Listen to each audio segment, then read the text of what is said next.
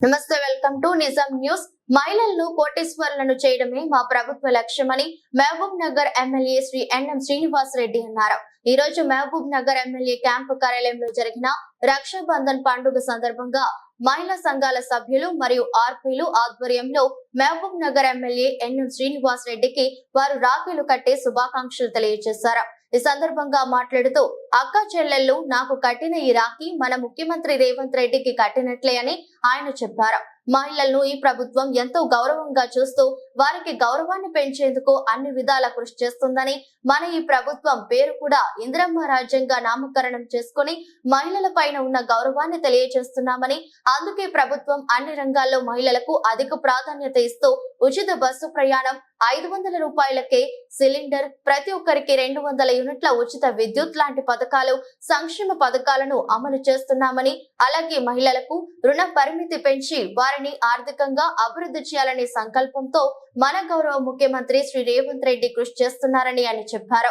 అందుకే అక్క చెల్లెలందరి ఆశీస్సులు మా ప్రభుత్వం పైన ఉండాలని, రానున్న 5 సంవత్సరాలు అటుపై రానున్న 5 సంవత్సరాలు ప్రజలకు సేవ చేస్తూ సంక్షేమ పథకాలను ప్రతి గడపకు అందించే విధంగా మీ సహకారం ఉండాలని ఆయన ఆకాంక్షించారు. ఈ సందర్భంగా రాఖీ పండుగ సందర్భంగా అక్క చెల్లెళ్లకు ఎమ్మెల్యే చీరలు అందజేశారు.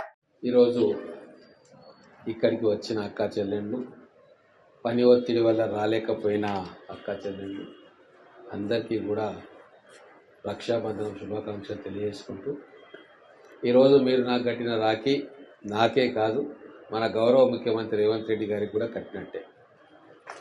వారు అధికారంలోకి వచ్చిన వెంబడే మహిళలను ఎట్లా గౌరవంగా చూసుకోవాలి, వాళ్ళకున్న ఇబ్బందులు ఎట్లా తొలగించుకోవాలి అన్న విషయంలోనే అనేక విప్లవాత్మకమైన మార్పులు మా కాంగ్రెస్ గవర్నమెంట్ రేవంత్ రెడ్డి గారు చేసింది. రాగానే మా అక్క చెల్లెళ్లకు ఆర్టీసీలో ఉచిత బస్సు ప్రయాణం సౌకర్యం, కోట్ల ప్రయాణాలు ఈరోజు మా మహిళలు అక్క చెల్లెళ్ళు పూర్తి చేసుకున్నారు. అలాగే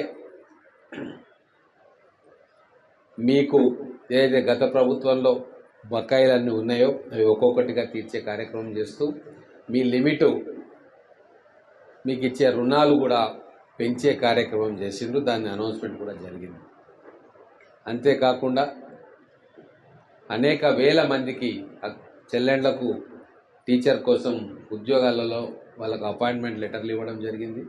మళ్ళీ 11,000 మంది టీచర్ల కోసం మళ్ళీ నోటిఫికేషన్ కూడా ఇవ్వడం జరిగింది.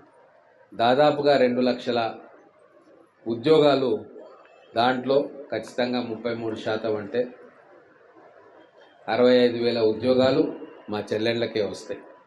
కాబట్టి ఈ కాంగ్రెస్ ప్రభుత్వం అంటేనే మహిళల కోసం, అక్క చెల్లెళ్ళ కోసం పనిచేసే ప్రభుత్వం. గ్యాస్ సిలిండర్ ధర 1100 ఉంటే దాన్ని తగ్గించి ఈరోజు 500 రూపాయలకు ఇస్తూ ఉన్నాం. కరెంటు కూడా 200 యూనిట్ల లోపల ఉన్న కరెంటు 200 యూనిట్ల కంటే తక్కువ వాడుకునే ఇండ్లకు కరెంటు కూడా ఫ్రీగా ఇస్తూ ఉన్నాం. ఇంకా అనేక కార్యక్రమాలు భవిష్యత్తులో రాబోతూ ఉన్నాయి. ఆరోగ్యశ్రీని కూడా 5 లక్షల నుంచి 10 లక్షలు తీసుకున్నాం. దాంతో మా మహిళలకు ఎంతో వెసులుబాటు కలుగుతూ ఉంది. అలాగే మరో ముఖ్యమైన బాధ్యత మీ మీద పెట్టడం ఏంటంటే, పాఠశాలల్లో అమ్మ ఆదర్శ పాఠశాలకు మహిళా సంఘాల అధ్యక్షురాలనే విద్యా కమిటీ చైర్మన్గా పెట్టి, ఆ పాఠశాలల్లో ఏ అభివృద్ధి పనులు జరిగినా వారి ద్వారానే జరిపించే కార్యక్రమం కూడా మొదలైంది.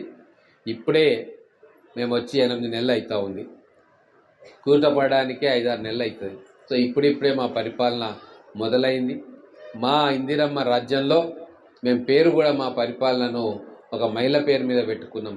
ఇందిరమ్మ పాలన, ఇందిరమ్మ రాజ్యం. కాబట్టి మా ఇందిరమ్మ రాజ్యంలో ప్రతి మహిళ కూడా సంతోషంతో ఉండాలనేదే మా ప్రభుత్వం యొక్క, కాంగ్రెస్ పార్టీ యొక్క ఆలోచన. రాబోయే రోజుల్లో అనేక వెసులుబాట్లు మా మహిళలకు, అక్క చెల్లెళ్లకు ఇచ్చే